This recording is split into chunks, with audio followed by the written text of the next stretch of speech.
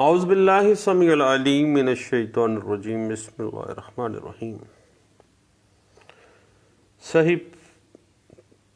criminal appellate and revisional jurisdiction of High Court under Pakistani administration of criminal justice system کی بات سے نکلی. سب سے پہلے ہم مجموعہ ضابطۂ فوجداری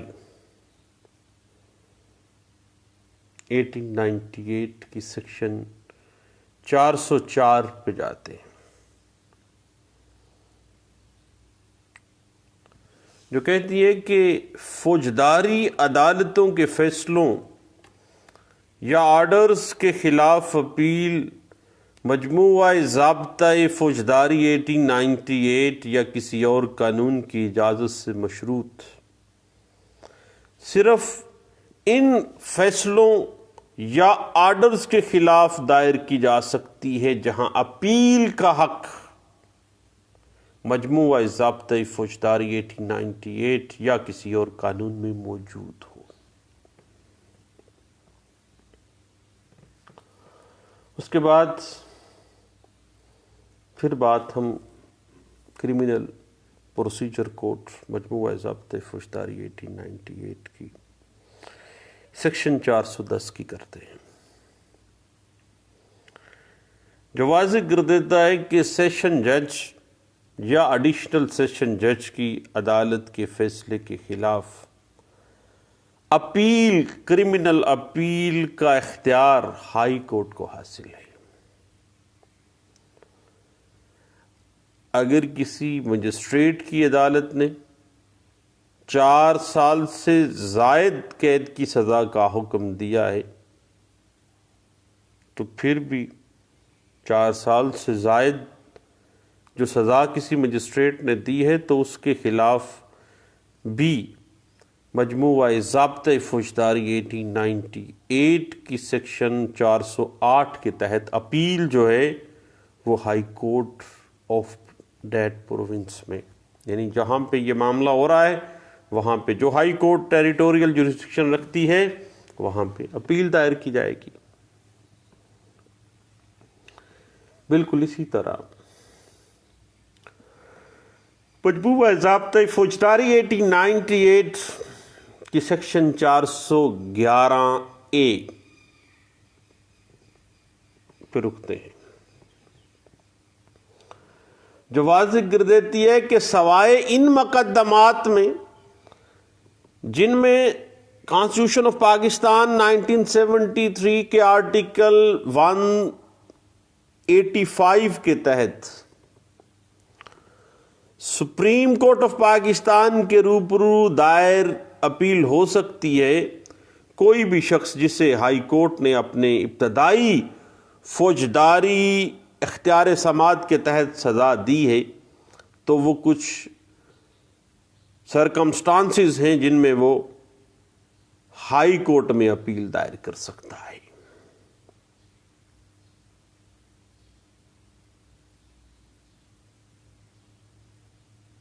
سوائے ان مقدمات میں جن میں کانسٹیٹیوشن کے آرٹیکل 185 کے تحت سپریم کورٹ کے روبرو اپیل دائر کی جا سکتی ہے، سوائے ان کے باقی کے جو رہ گئے ہیں وہ اگر ہائی کورٹ نے ابتدائی فوجداری اختیار سماعت کے تحت اوریجنل جوریسڈکشن کے تحت سزا سنائی ہے تو وہ کون سی ایسی صورتیں ہیں جس میں ہائی کورٹ میں اپیل متاثرہ شخص دائر کر سکتا ہے. پہلی بات، جب اپیل کی وجہ کوئی ایسا میٹر آف لا زیر بحث لانا مطلوب ہو یا ہائی کورٹ اپیل کی اجازت سے یا مقدمے کی سماعت کرنے والے جو جج ہیں اس مفہوم کے سرٹیفکیٹ پر کہ یہ اپیل کے لیے مناسب کیس ہے، اپیل کے لیے مینٹینیبلٹی رکھ سکتا ہے. اور ایسے سنٹینس آرڈر کے خلاف جبکہ اپیل کی وجہ کوئی میٹر آف فیکٹ یا میٹر آف فیکٹ دونوں زیر بحث لانے مقصود ہوں،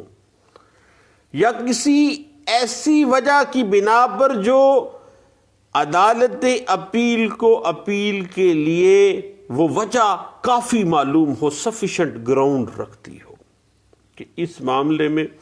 میٹر آف لا بھی ڈسکس ہونا ہے اور میٹر آف فیکٹ بھی ڈسکس ہونا ہے. میٹر آف فیکٹ یہ ضروری ہے اور یہ دونوں اگر ڈسکس کیے جانے ضروری ہیں، سالڈ گراؤنڈ ہے، تو پھر بھی ہائی کورٹ میں اپیل مینٹینیبلٹی رکھتی ہے.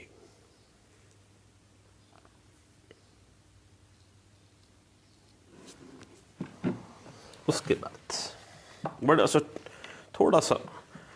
ٹیکنیکلٹیز کے ساتھ ریلیٹڈ ایشوز ہیں. اور عدالت اپیل کی اجازت سے اس سنٹینس آرڈر کے خلاف، سنٹینس آرڈر بھی کس نے پاس کیا؟ اوریجنل جورسڈکشن میں ہائی کورٹ نے کیا ہے. اس کے خلاف اپیل جو حکم سزا از روئے قانون مقرر ہو، قانون اس کی اجازت نہیں دیتا ہو. اور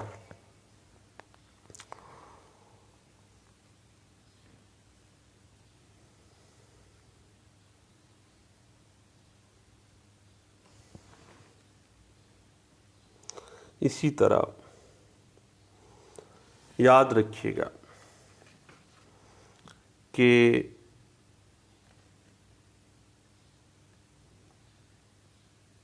پروونشل گورنمنٹ کی ہدایت پر پبلک پراسیکیوٹر کی طرف سے ابتدائی اختیار سماعت کے تحت ہائی کورٹ کے ایسے حکم اکویٹل یعنی حکم بریت کے خلاف اپیل، اکویٹل آرڈر کے خلاف اپیل، جس کے اندر میٹر آف فیکٹ اور میٹر آف لا سے متعلق کوئی مسئلہ درپیش ہو، اس کی خلاف اپیل بھی اگر مینٹینیبلٹی کی سالڈ گراؤنڈ آ جاتی ہے تو ہائی کورٹ میں مینٹینیبل اپیل ہے.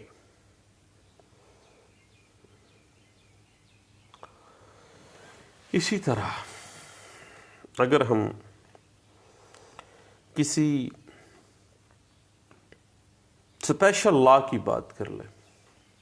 جیسے نارکوٹکس ہے، نیب آرڈیننس کے تحت آنے والی سزائیں ہیں، یا کوئٹلس ہیں، یا آرڈرس ہیں، یا کوئی ریگولیشن وغیرہ آ جاتی ہے، تو پھر ایسی اسپیشل ریگولیشن یا اسپیشل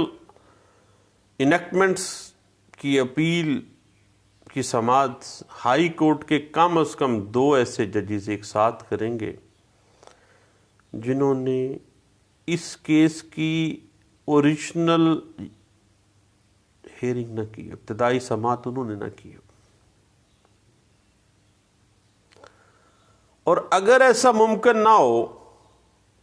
تو ہائی کورٹ کی رپورٹ پر پروونشل گورنمنٹ اپیل کی سماعت کے لیے کیس کسی اور ہائی کورٹ کو بھی بھیج سکتی ہے.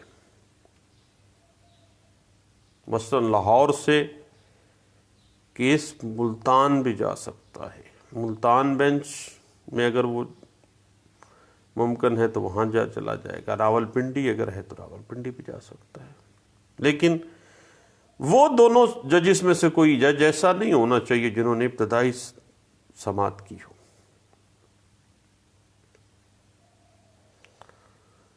اور یہ معاملہ پروونشل گورنمنٹ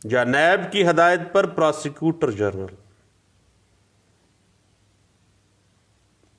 اس حتمی فیصلے یا آرڈر کے خلاف ود ان 10 days 10 دن کے اندر اندر سیکشن 32 نیب آرڈیننس 1999 کہتا ہے کہ 10 دن کے اندر اندر ہائی کورٹ میں اپیل دائر کر سکتا ہے، اور اس کی سماعت جس طرح اسپیشل دوسرے بینچ بیٹھیں گے، کم از کم 2 ججز پر مشتمل بینچ۔ لیکن ایک بات ذہن میں رکھیے گا صاحب کہ نیب آرڈیننس 1999 کے جو اپیل آئے گی، جو ڈی بی میں لگے گی، وہ اس کا فیصلہ 30 days کے اندر اندر کریں گے۔ لیکن ایکسیپشنز آر آلویز دیئر، بات تو یہی ہے صاحب۔ یہ باتیں تھیں criminal appeals in high court کی۔ اب بات کر لیتے ہیں criminal revision in high court کے حوالے سے۔ یاد رکھیے گا کرمنل اپیلز اور کرمنل ریویژنز کے حوالے سے جو ہمارا یوٹیوب چینل ہے لا لیکچرز بائی سلیم یعقوب، وہاں پہ علیحدہ بھی ہم نے ان چیزوں کے اوپر علیحدہ سے اسپیسیفک کیس لاز کے ساتھ ہم نے باقاعدہ ڈسکشن کی ہوئی ہے، اور پروگرامات ریکارڈڈ ہیں اور وہاں پہ موجود ہیں۔ اب کرمنل ریویژن کے حوالے سے بات کرنے سے پہلے ہم مجموعہ ضابطۂ فوجداری سیکشن 435 پہ چلے جاتے ہیں، جو واضح کر دیتی ہے کہ ہائی کورٹ کو اختیار حاصل ہے کہ وہ ماتحت فوجداری عدالتوں کا ریکارڈ طلب کر کے اس بات کی تسلی کر لے کہ اس کی دی ہوئی ماتحت عدالتوں کی سزا یا جاری کردہ کوئی حکم یا فیصلہ یا کارروائی درست اور قانون کے مطابق ہوئی ہے، اور ایسا ریکارڈ طلب کرتے وقت ہائی کورٹ ڈائریکشن جاری کرے گی کہ جب تک اس ریکارڈ کا جائزہ لے کر اس سے متعلق کوئی فیصلہ نہیں کیا جاتا، اس کے مطابق دی ہوئی جو سزا ہے اس کو التوا میں رکھا جائے، اور اگر ملزم جیل میں ہے تو پھر آپ کو پتہ ہے کہ 426 کی پروویژن کام آ جائے گی، سسپینشن آف سنٹینس کی۔ تو ملزم اگر جیل میں ہے تو اس کو ضمانت پر یا سیکورٹی بانڈ پر ضمانت پر رہا کیا جائے گا۔ لیکن دوستو، باتیں بڑھ جاتی ہیں، پتہ تو اس وقت چلتا ہے جب بیٹھے بیٹھے جوڑ تھوڑا سا جم جاتا ہے۔ انشاءاللہ دوبارہ ملتے ہیں صاحب۔ باتیں چل رہی تھیں کانسٹیٹیوشنل کورٹس کے ڈفرینٹ جورسڈکشنز کے حوالے سے۔ ہائی کورٹس کے جو جورسڈکشن ہے، پرائمری سول اپیل ریویژنز کی، کرمنل اپیل ریویژنز کی، وہ ہم نے گپ شپ اس پہ کی ہے۔ انشاءاللہ اب نیکسٹ ہم سپریم کورٹ آف پاکستان کی طرف آتے ہیں، اور سپریم کورٹ آف پاکستان کی جو سب سے بڑی آئینی عدالت ہے ملک کی، اس کے ڈفرنٹ جو جورسڈکشن ہیں، جو آسپیکٹ ہیں جورسڈکشنل، ان کے مختلف پہلوؤں پہ ہم انشاءاللہ گپ شپ کا آغاز کرتے ہیں۔ دعاؤں میں یاد رکھیے گا، دوبارہ ملتے ہیں۔ تھینک یو، اللہ حافظ۔